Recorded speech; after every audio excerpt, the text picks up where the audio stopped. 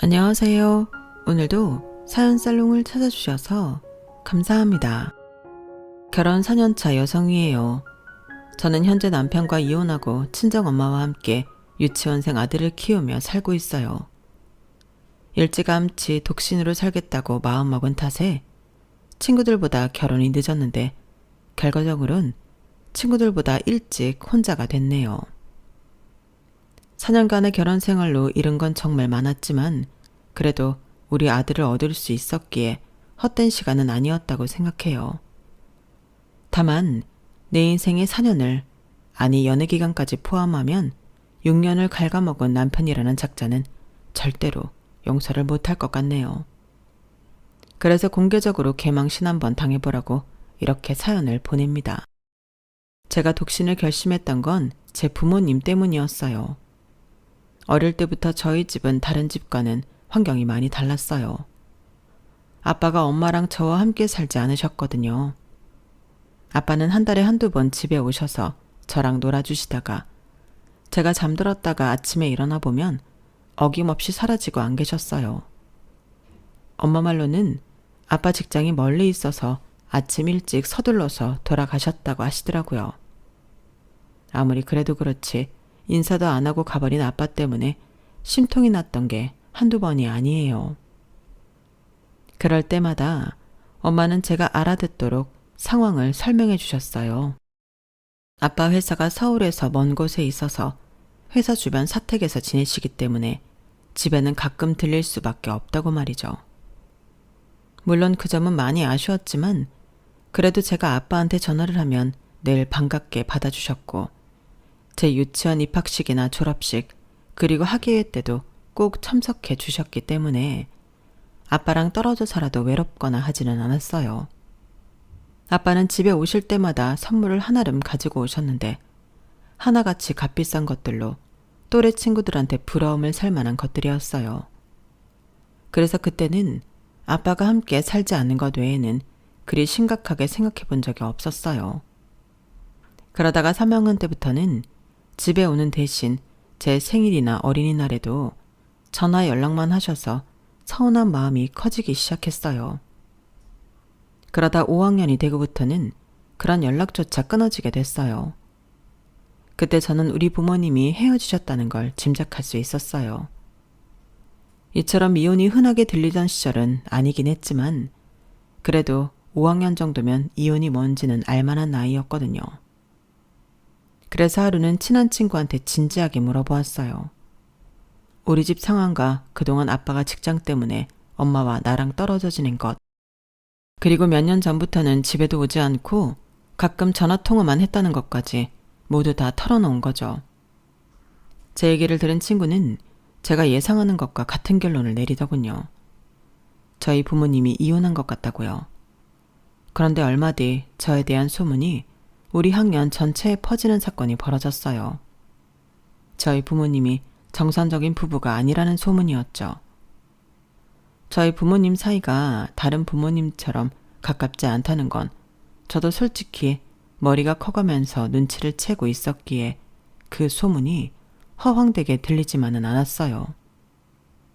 오히려 감추고 싶었던 치부가 드러났다는 생각을 했으니까요. 그런데 소문의 내용이 제가 생각했던 것과는 달랐다는 게 문제였죠. 부모님이 이혼이 문제가 아니라 애초에 저희 부모님이 서류상으로는 부부가 아니라는 거였어요. 그러니까 저희 엄마가 정부인이 아닌 첩이라는 얘기였죠. 호적상 제 엄마는 다른 사람이라는 얘기예요. 아빠의 본부인 말이에요. 생각지도 못했던 사실이 마치 사실인 양 소문이 퍼지자 어떻게 반응해야 할지 모르겠더라고요. 처음엔 정말 소문대로 내가 첩의 딸인 건가 의구심이 생겼는데 제 상황을 소문에 대입해보니 이혼보다는 불륜에 가깝다는 결론을 내리게 됐거든요. 지금 생각해보면 그때 엄마한테 솔직히 물어봤어야 했는데 겁이 나서 그러지 못했던 게 상황을 더 악화시킨 요인이 아닌가 생각해요. 당시 제게 가장 충격으로 다가온 건 친구들의 반응이었어요. 정확히는 친구 엄마들의 반응이라고 하는 게 맞겠지만요. 제 출신에 대한 소문이 퍼지고 얼마 지나지 않아 저를 포함해 넷이서 같이 다니던 친구 중 하나가 생일을 맞았어요. 당연히 그 친구 생일 파티에 갈 생각을 하고 있었는데 생일 전날 저를 뺀 셋이서 교실 뒤에 모여 뭔가 중요한 얘기를 하는 것 같더라고요. 제가 다가갔더니 말을 뚝 끊는 게 모르긴 해도 저와 관련된 얘기를 한 것 같았어요.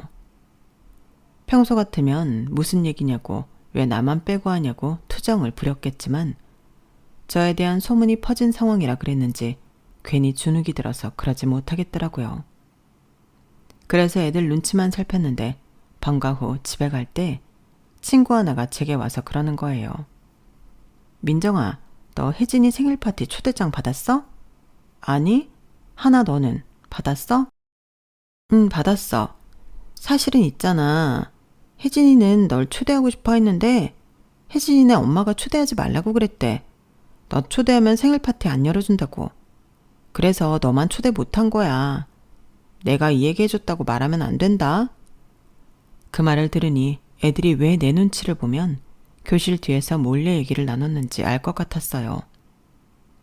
그때는 나를 초대하지 못하게 하는 친구 엄마도 미웠지만 그런다고 나만 빼고 다른 친구들만 초대한 혜진이가 더 미웠어요.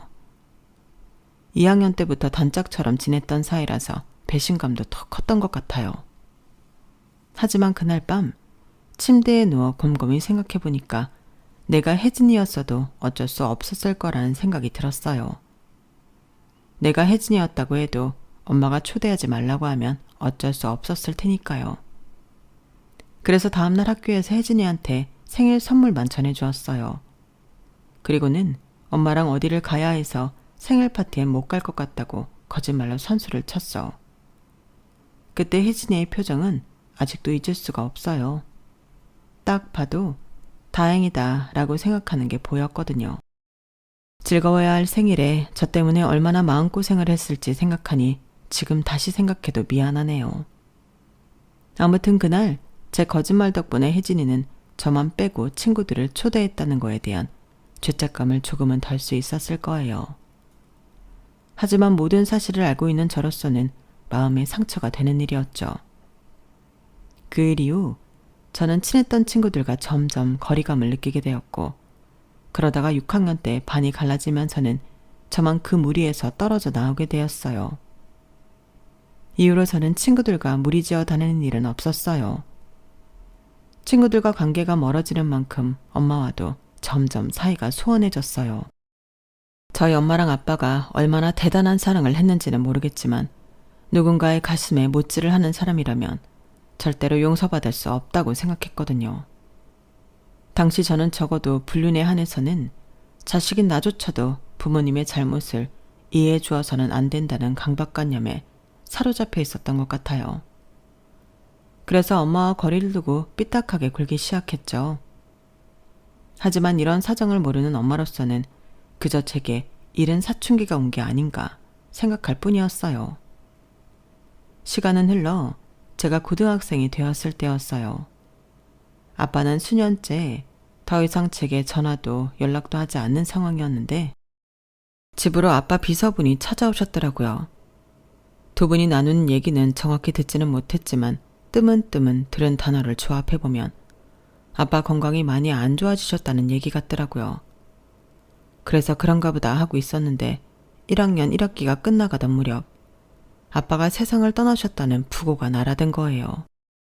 엄마는 아빠의 비서분한테 연락을 받자마자 저를 데리고 장례식장으로 가셨어요. 장례식장으로 향하는 택시 안에서 정말이지 오만 가지 생각이 다 들더라고요. 혹시 사람들 앞에서 아빠 부인이 엄마한테 행패를 부리진 않을까? 엄마랑 내가 등장하면 사람들이 수군대며 손가락질을 하지 않을까? 그때 나는 어떻게 행동해야 하는 걸까 등등 아빠와 이별을 하는 이 순간이 슬프기도 했지만 그보다는 엄마와 제 걱정이 더 컸어요. 그런데 막상 장례식장에 도착해보니 아무도 저와 엄마에 대해 모르는 것 같더라고요. 아니, 신경도 안 썼다고 하는 게 맞을 거예요. 아빠의 비서분을 제외하고 상복을 입고 자식들과 함께 빈소를 지켜던 아빠의 부인만 저희 모녀를 알아보는 눈치였어요. 그런데 예상과 달리 아빠 부인이 저희 엄마한테 와줘서 고맙다고 정중하게 인사를 하시지 뭐예요. 아빠의 아들, 딸들도 깍듯하게 저희 모녀를 맞아주었고요. 세상에, 본초와 첩이 이렇게도 사이가 좋을 수 있을까? 잘못 푼 수학 문제처럼 도출된 답에 대한 확신이 뚝 떨어지는 순간이었죠. 그날 문상을 끝내고 집으로 돌아오는데 아무래도 이 모든 상황이 이해가 안 가서 엄마한테 물었어요. 엄마는 아빠가 돌아가셨는데 슬프지도 않아? 남의 남편까지 뺏어서 했던 사랑인데 아무리 헤어졌다고 해도 이건 좀 너무하잖아. 어떻게 눈물 한 방울을 안 흘려? 고작 그 정도의 사랑하자고 다른 사람들 눈에서 피눈물을 뽑은 거냐고. 설마 모든 게 나를 위한 일이었다고 말하려는 거 아니지? 난 오늘 엄마를 보고 정말 실망했어. 그러자 엄마는 마른 하늘에서 날벼락을 맞은 사람처럼 멍한 표정으로 저를 바라보았어요. 그리고는 뭔가 떠오른 듯 제게 묻더군요. 민정아, 너 혹시 윤 회장님을 네 아빠라고 생각하는 거야? 엄마가 윤 회장님이랑 불륜이라도 저질러서 널 낳았다고 생각하는 거냐고. 아니 세상에 어떻게 그런 생각을. 한숨을 푹푹 쉬던 엄마는 그제서야 제 출생의 비밀을 털어놓으셨어요. 제 아빠는 윤 회장님이 아니라 윤 회장님을 모시던 기사였다는 걸요. 윤 회장님과 나이 차이도 얼마 안 나고 워낙 오래 회장님을 모셔왔기 때문에 두 분은 사석에서 형동생으로 지냈다고 하더군요. 엄마는 아빠 직업이 운전기사라는 게 마음에 들지는 않았지만 워낙 성실하고 바른 사람이라서 결혼을 결심했다고 했어요. 그런데 막상 결혼을 하고 보니 요즘 말로 표현하자면 워커홀릭도 이런 워커홀릭이 없었던 거죠. 아빠 머릿속에는 오직 회장님 수행밖에는 없는 사람 같았대요. 당시엔 회장님이 선대 회장님한테 회사를 물려받기 전이라서 사장 직함을 달고 있었는데 회장직을 물려받으려고 다른 형제들과 경쟁을 하던 시기라 사장 기사인 아빠도 무척 바쁘게 뛰어다녔던 모양이에요. 밤이고 낮이고 연락이 오면 만사 제쳐두고 달려갈 정도로요. 당시 미용실을 하던 엄마가 강도한테 습격을 당해 다쳤는데도 아빠는 나중에서야 병원으로 오셨고 엄마 생일이나 기념일은 당연히 잊고 지내기 일쑤였대요. 심지어 저희 외할아버지께서 세상을 떠나셨을 때는 외동딸인 엄마 대신 상주 노릇을 해야 했는데 사장님 전화 한 통에 그대로 장례식장을 박차고 나가버렸다더군요. 그 일이후 아빠한테 완전히 마음이 떠난 엄마는 결국 이혼을 요구하셨어요. 고작 몇 년 살고 이혼을 한 엄마는 얼마 뒤 저를 임신한 사실을 알게 된 거예요. 여자 혼자 자식을 낳아 기르는 게 겁이 났던 엄마는 아빠한테 임신 사실을 알렸고 두 분은 다시 재결합을 하게 되었죠. 하지만 다시 혼인신고를 하기도 전에 사고가 난 거예요. 회장님을 모시고 차를 몰고 가던 중 졸면서 역주행을 한 덤프트럭과 정면 충돌을 한 거예요. 그런데 뒷자리에 있던 회장님은 경미한 부상 외엔 멀쩡했는데 저희 아빠는 그 자리에서 즉사한 거예요. 경찰이 사고 상황을 수사하다 보니 아빠가 일부러 핸들을 틀어 회장님을 보호했다는 걸 알게 되었죠. 자신의 목숨을 구하고 세상을 떠난 직원한테 미안하고 고마웠던 회장님은 엄마한테 자신이 가지고 있던 경기도 일대 땅 중 일부를 주셨어요. 그리고는 제가 태어났을 때 병원비도 다 대주시고 가끔씩 저희 엄마 가게에 찾아와 사는 모습을 둘러보고 가시곤 하셨죠. 그러다가 제가 동네 아이들한테 아빠 없는 애라는 소리를 들었다는 걸 알고는 아이들 앞에서 제 아빠인 척 연기를 해주셨던 거예요. 그 일을 시작으로 저를 위한 하얀 거짓말을 해주시러 제 유치원 입학식과 졸업식 때도 와주시고 국민학교 입학식 날에도 오셔서 맛있는 걸 사주고 가셨던 거예요. 저는 그런 회장님을 철석같이 아빠로 믿고 따랐고 자신을 구하려 목숨을 바친 직원을 생각해 어린 저를 위한 거짓말을 이어가셨던 거예요. 엄마는 제가 저러다 머리가 크면 알겠거니 했던 건데 제가 더 이상 회장님을 찾지 않자 진실을 얘기해줄 타이밍을 놓치고 만 거였죠. 엄마는 제가 진실을 알고 있다고 지레짐작했고 저는 제가 말하면 엄마가 가슴 아플 것 같아 입을 다물었던 거예요. 우리 모녀의 서로에 대한 배려가 이렇게 엄청난 상황을 만들었던 거고요. 17살이 되고서야 내 출생의 비밀을 온전히 알게 된 저는 그동안 오해로 인해 내가 받았던 말도 안 되는 차별에 화가 났어요. 진작 알았다면 그런 말도 안 되는 소문을 퍼뜨린 친구 엄마를 찾아가 한바탕 난리를 치는 건데 하고 말이죠. 하지만 이미 지나간 일, 이제 와서 제가 당한 일들을 되돌릴 수는 없는 거잖아요. 그래서 억울한 과거는 잊고 앞만 보고 살자 생각했어요. 다시 친구도 사귀고 또래들과 어울리려고 노력한 거죠. 그렇게 수년 만에 다시 원래의 내 모습을 되찾은 저는 대학에 진학하고 졸업 후 회사에 취직한 이후에도 주변에 사람이 끊이지 않았어요. 그런데 이상하게 결혼에 대한 생각은 안 바뀌더라고요. 엄마가 불륜으로 나를 낳았다고 착각을 했던 때 가졌던 독신의 꿈이 진실을 알고 난 후에도 바뀌지 않는 거예요. 굳이 결혼을 해야 하나? 엄마랑 둘이 살면서 하고 싶은 거 하고 엄마랑 여행 다닐 거 다니고 맛있는 거 먹으러 다니면 그게 최고의 인생이 아닐까 하고 말이에요. 그러다 보니 30이 넘도록 싱글로 지내게 되었죠. 그렇다고 연애를 안 했던 건 아니에요. 대학 시절부터 많지는 않아도 몇 번 연애를 경험했으니까요. 하지만 헤어질 때마다 결혼까지 안 하길 잘했다는 생각에 안도했던 것 같아요. 그런데 사람 인생 모르는 거라고 이런 제가 결혼을 꿈꾸게 되는 상대를 만나게 됐지 뭐예요. 그 사람이 바로 지금의 제 남편이었어요. 남편을 만난 건 제가 7년 다닌 직장을 그만두고 제 회사를 차린 지 반년이 막 지난 시점이었어요. 그동안 회사에 소속돼 직장인으로 살면서 회사가 내 등에 빨대를 꽂고 노동력 착취를 한다고 생각했어요. 그래서 회사를 박차고 나와 내 회사를 차린 거였죠. 그런데 막상 회사를 나와서 현실을 맞닥뜨리고 나니 내가 뭔가 대단한 착각을 해왔다는 걸 깨달을 수 있었어요. 제가 느낀 가장 큰 변화는 거래처 사람들의 대접이었어요. 어떻게 보면 그건 당연한 거였는지도 몰라요. 제가 대기업에 다닐 땐 회사를 등에 업고 갑의 위치에서 그들을 만났다면 퇴사 후에는 철저히 을의 위치가 되어 그들과 일적으로 만나게 된 거니까요. 지금까지 저는 제 능력으로 이들한테 그만한 대접을 받았다고 착각해왔던 거예요. 호가 호의가 따로 없었는데 말이죠. 그 간극을 실전에서 터져가며 명확히 알게 된 저는 마음의 상처도 많이 받고 자신감도 현저히 떨어진 상태였어요. 회사를 차릴 땐 반년 정도 버티면 어느 정도 자리를 잡지 않을까 생각했었는데 자리를 잡기는커녕 매달 돌아오는 직원들 월급날이 겁이 날 정도였어요. 그러던 차에 이전 회사에 다닐 때 한번 함께 협력을 했던 회사에서 연락이 온 거예요. 죽으란 법은 없다고 그 협업 덕분에 한동안 직원들 월급 걱정은 안 해도 되게 되었죠. 그때 상대 회사 측 책임자가 제 남편이었어요. 남편과는 초면이었는데 이전에 함께 일했던 직원 말에 따르면 성격도 좋고 일도 무척 잘한다고 하더라고요. 아니나 다를까 일 처리가 확실히 빠르고 확실하더라고요.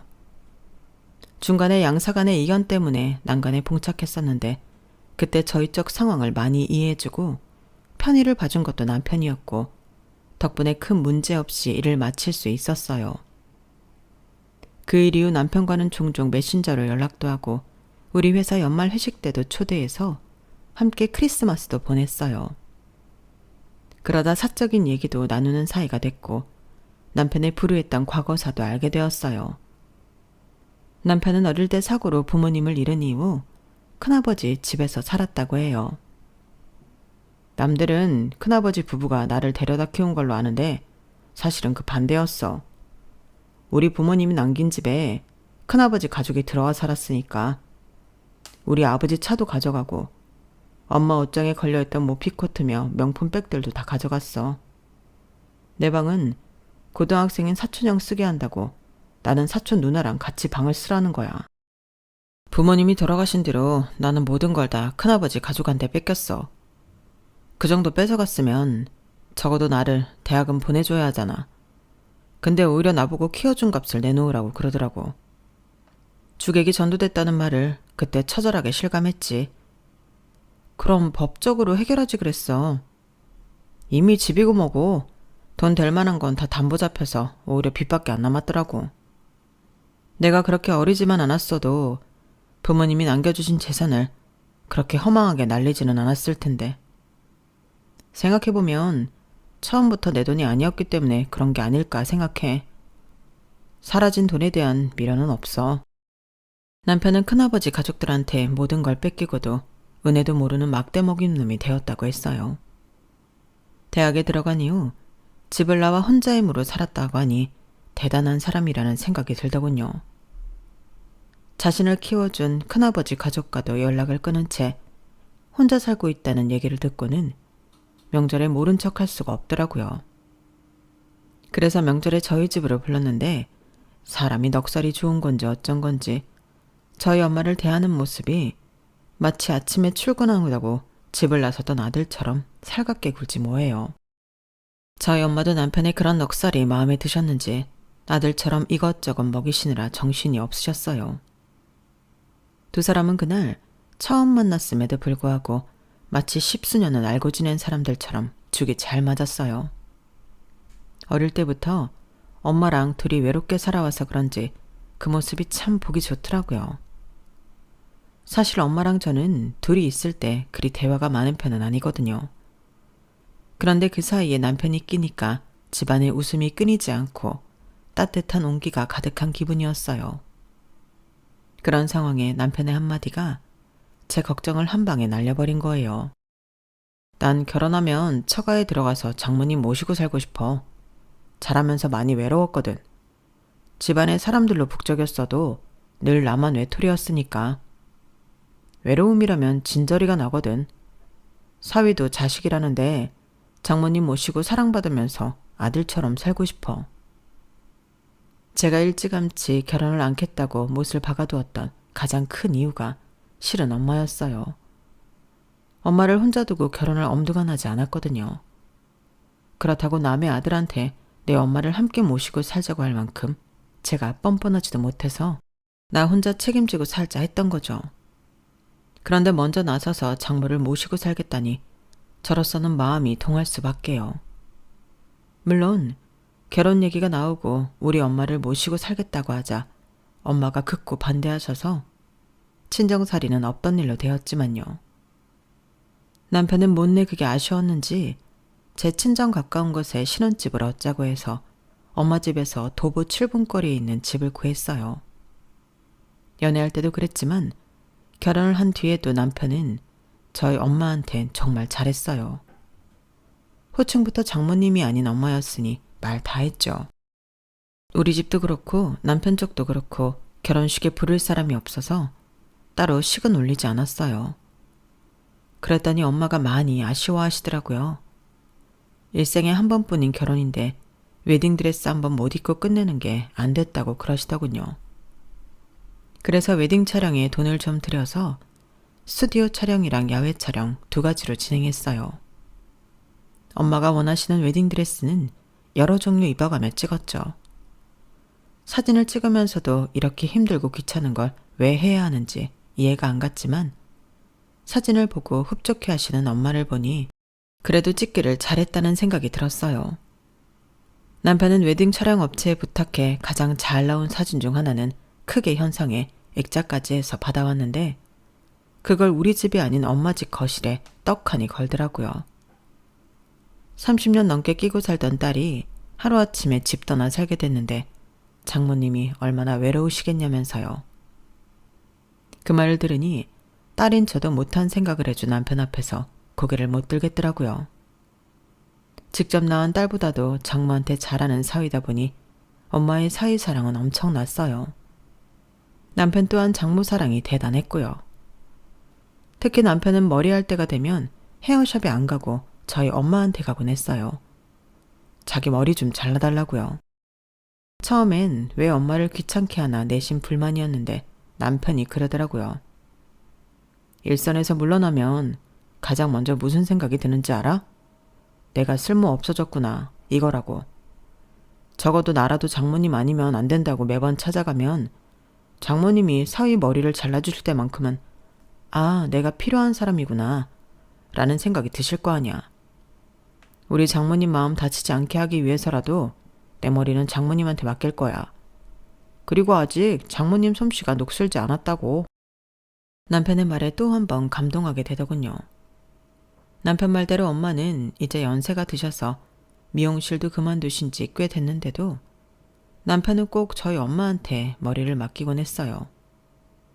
엄마, 나는 엄마가 머리 잘라줄 때가 얼마나 행복한지 몰라. 사각사각 가해질 소리만 들어도 너무 좋아서 미친놈처럼 실실 웃잖아. 어쩌면 우리 엄마는 못하는 게 없을까? 머리도 잘 자르고 음식 솜씨도 좋고. 다음 생에는 진짜 엄마 아들로 태어나고 싶다. 그게 내 소원이야. 아유, 우리 사위는 어디 가도 굶지는 않겠어. 이렇게 말할 때마다 사람 마음을 뺏어가는데 어떻게 안 예뻐하냐고. 입속의 혀처럼 달달한 말들만 쏟아내는 사위 앞에서 엄마는 얼굴에 미소가 떠나지 않았어요. 내가 못하는 효도를 남편이 대신해주는 것 같아서 때로는 미안하기도 하고 고맙기도 했어요. 내 인생에서 이렇게 행복한 시간이 있었나 싶을 정도로 남편 덕분에 행복을 만끽하는 시간이 이어졌어요. 그런데 그때 불청객이 찾아온 거예요. 회사로 찾아온 남자는 자신이 남편의 사촌형이라고 했어요. 뒤늦게 우리 부부의 결혼 소식을 접하고는 서둘러 왔다면서 다짜고짜 남편을 믿지 말라고 하더군요. 그 자식 완전 사기꾼이에요. 오죽하면 친척이 내가 이런 소리를 하겠어요. 집도 절도 없는 고아놈을 데려다 키워준 내 부모님을 다 늙어서 길바닥에 나앉게 한 배은망덕한 놈이라고요. 우리 가족뿐만이 아니에요. 친척들 중에 그 자식 때문에 돈 안 뜯긴 사람이 없을 정도라고요. 그러니 그쪽도 더 늦기 전에 그 자식 한테서 떨어지세요. 영문도 모른 채 남편이 사기꾼이라는 소리를 들은 자는 증거를 보여달라고 했어요. 그러자 남자는 되려 화를 내며 그러더군요. 그런 게 있으면 내가 먼저 그 자식을 교도소에 쳐넣지 당신을 찾아왔겠어요? 순간 그 말에 내가 뭐하러 이런 사람을 상대하고 있는 건가 싶더라고요. 결혼 전에 남편한테 들었던 말에 따르면 엄연히 내 남편이 피해자인데 말이죠. 그래서 뒤도 안 돌아보고 사무실로 돌아왔어요. 몇 번 같은 번호로 제게 전화가 오긴 했지만 제가 받지 않자 어느 순간부터 연락이 없더라고요. 남편한테 이 얘기를 할까도 생각했지만 그때는 이런 일마저 남편한테 상처가 될 거라는 생각이 들어서 말하지 않는 게 낫겠다 싶었어요.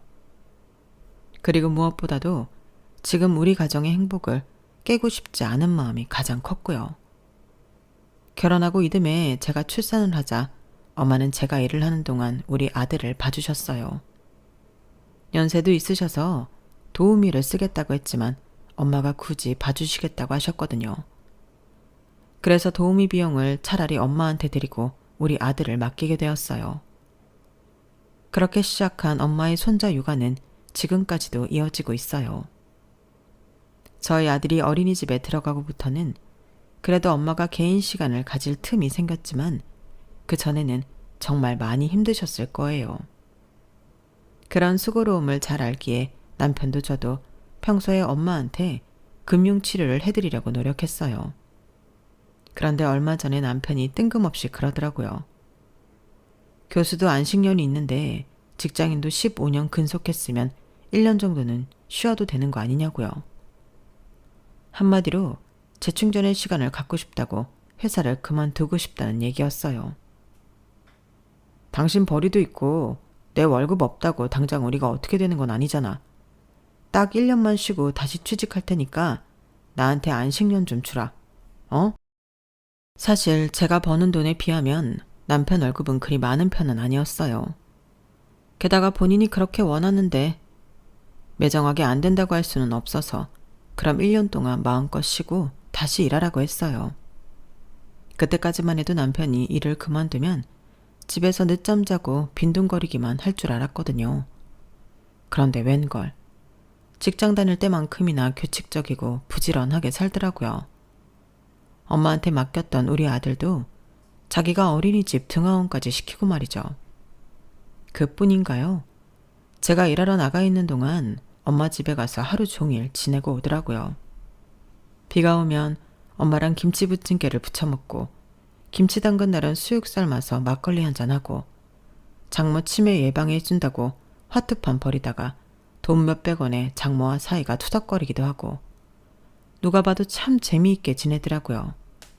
딸인 제가 다 부러울 정도로요.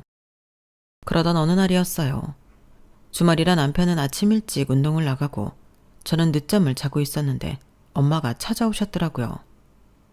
얘, 너 캐리어 있지? 나 그거 좀 빌려다오. 캐리어? 그건 왜? 엄마 어디 가? 장서방이 얘기 안 해? 난 또 너도 아는 줄 알았지. 얘, 장서방이 퇴직금 받았다고? 나 칠순잔치 대신 크루즈 여행 보내준단다. 칠순잔치 해봐야 뭐하니? 맨날 보는 사람들 만나서 밥 먹는데 수백씩 쓸 일 뭐 있냐고. 정말 그이가 크루즈 여행 보내준다고 했어? 그게 꽤 비쌀 텐데. 비싸지.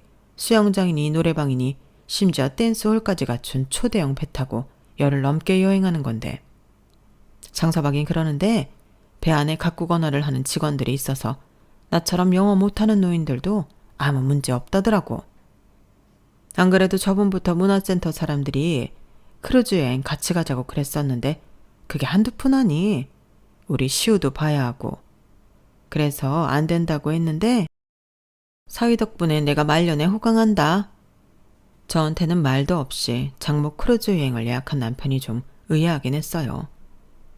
우리 엄마한테 잘하는 거야 늘상 있는 일이라서 그런가 보다 하겠는데 수백만 원이 드는 일을 말없이 혼자 결정했다니까 기분이 썩 좋지만은 않았거든요. 운동에 돌아온 남편한테 얘기를 했더니 자기가 정신이 없어서 깜빡했다며 대수롭지 않게 넘기더라고요. 따지자 들면 따질 수 있는 일이지만 이게 다 내 엄마를 위해 벌인 일이라서 더 뭐라고 따지게도 그랬어요. 그때 조금 더 남편을 추궁했어야 하는 건데 그러지 못한 게 후회되네요. 그렇게 여행 출발 날짜는 다가오고 엄마는 잔뜩 기대감에 부풀어 있었어요. 그런데 뒤늦게 엄마가 가게 된 크루즈 여행 상품을 확인해 보니 한국에서 출발하는 게 아니라 외국에서 출발하는 상품이더라고요. 그곳까지 항공기를 타고 가야 하는데 어이없게도 인솔자가 따로 없는 상품이었어요. 놀라서 여행사에 문의를 했더니 엄마와 함께 여행을 떠나는 일행분들은 인솔자 포함 패키지를 예약하셨고 저희 엄만 크루즈 여행 단독 상품이 예약돼 있다고 하더라고요. 남편한테 이게 어떻게 된 거냐고 물었더니 그분들은 몇 달 전에 미리 예약한 분들이라 패키지로 예약이 가능했는데 장모님은 이미 시간이 촉박해서 패키지 상품은 끝나고 단독 상품밖에 안 남았더라고. 그래서 그냥 해외 크루즈 선착장까지는 내가 모시고 가려고 그랬지. 뭐가 문제야? 내가 발품 좀 팔면 되는 건데 당신도 알다시피 나야 남는 게 시간인 사람 아니야. 이참에 나도 바람 좀 쐬고 좋지 뭐. 자기는 회사 때문에 시간 내기 그렇지? 그나저나 시우는 어떻게 해야 하나? 내가 애까지 데리고 가서 어르신들 인솔하긴 벅찬데. 여보, 시우는 당신이 맡아줄 수 있지? 상황이 상황인지라 인솔 문제로 수백만 원의 여행 비용을 날릴 수 없어서 아이는 제가 보겠다고 말했어요. 여행 당일이 되어 엄마와 일행들은 인천공항에서 만나기로 했고 드디어 출발하는 날이 되었어요. 남편과 엄마는 아침 일찍 공항으로 향했어요. 저는 아예 유치원 등원 시간이 겹쳐서 집에서 인사를 하게 되었죠. 그렇게 엄마랑 남편이 공항으로 출발하고 몇십 분 뒤 낯선 번호로 전화가 온 거예요. 혹시 업무에 관계된 번호인지 몰라서 받았더니 신혼 때 회사까지 저를 찾아왔던 남편의 사촌 형이더라고요. 이 인간이 왜 또 전화를 했나 싶어 대충 얼버무리고 끊으려는데 혹시 양평에 땅 있어요? 본인 명이 아니더라도 부모님 명이라도요. 내가 업체 알아봤더니 그 자식이 땅 매매하려고 몇 달 전부터 양평 일대 부동산 들락거렸다고 하던데 혹시 집히는 거 없어요? 그 말의 순간 오래전 회장님이 엄마한테 주셨다던 땅이 떠올랐어요. 그리고 이어진 사촌 형의 말에 온몸에 소름이 끼치기 시작했어요. 제 남편이 큰아버지의 환심을 사서 집과 땅을 뺏은 과정이 현재 저희 집 상황과 너무 닮아 있었거든요. 그 자식 도박 중독이에요. 회사도 도박비 때문에 그만둔 거고요. 모르긴 해도 그쪽이 아니라면 그쪽 부모님한테라도 그동안 꽤 많은 돈을 뜯어냈을걸요. 그러지 않고서야 수년 동안 당신 옆에 있을 리가 없죠. 그놈은 돈 다 뜯어먹고 더 뺏을 게 없으면 가차없이 버리는 놈이니까. 이번에도 내 말을 못 믿겠다면 당신 남편 회사에 물어보세요. 어떻게 퇴사하게 됐는지.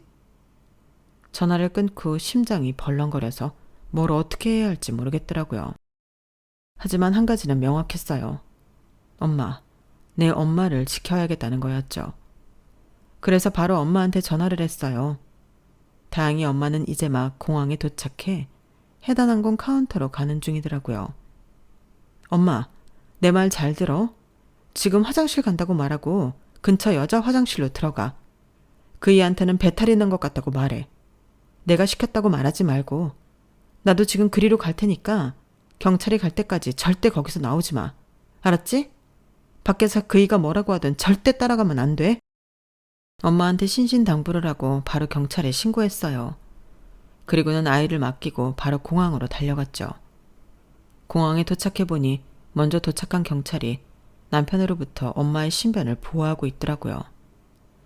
영문을 모른 채 이게 무슨 일이냐고 묻는 엄마를 보니 눈물이 왈칵 쏟아졌어요. 엄마의 이런 반응과 달리 남편은 이미 어떻게 된 상황인지 아는 눈치더라고요. 경찰 조사를 하던 중 알게 된 건데 그동안 남편이 저 몰래 엄마한테 우리의 양육비를 받아서 쓰고 있었더라고요. 말로는 엄마한테 주식 투자를 해주겠다고 받아갔다지만 남편은 그 돈을 모조리 도박에 써버렸더라고요. 퇴직금도 도박비 갚으랴 다 쓰고 더는 돈 나올 구멍이 없자 엄마 집을 뒤져 돈 될 만한 걸 찾던 남편은 땅 문서를 발견한 거예요. 수십 년 전과 달리 어마어마하게 오른 땅값에 남편은 이번 계획을 준비하게 된 거죠. 크루즈 여행 중에는 휴대폰도 터지지 않는 망망대해를 여행하게 된다는 사실에 이거다 싶었을 거예요. 엄마를 크루즈에 태워보내고 엄마 인감도장을 이용해 땅을 매매할 생각이었던 거죠. 한국에서는 휴대폰만 있으면 은행 거래며 증명서 발급, 어지간한 개인 증명은 다 된다는 걸 이용했던 거예요. 엄마한테는 어차피 터지지도 않는 폰이니 자신이 가지고 있겠다고 하면 그만이니까요. 정말 쓰레기 같은 놈이었어요. 재판에 회부된 남편은 처음부터 사기를 목적으로 저랑 결혼을 했다고 털어놓았어요. 그런데 저희 엄마가 자신을 너무 아껴주시는 바람에 자기도 이제 손을 씻고 제대로 살아볼 결심을 했었다고 하더군요. 하지만 도박 중독은 그런 결심마저 무너뜨리게 했고 씻을 수 없는 죄를 짓게 만든 거예요. 현재 남편은 저와는 이혼한 상태로 교도소에 수감 중이에요. 저희 엄마한테 했던 것 때문에 실형을 살게 된 건 아니고 이전에 버린 큰아버지 건으로 소송을 당한 게 실형 판결이 나와서 그렇게 된 거였죠.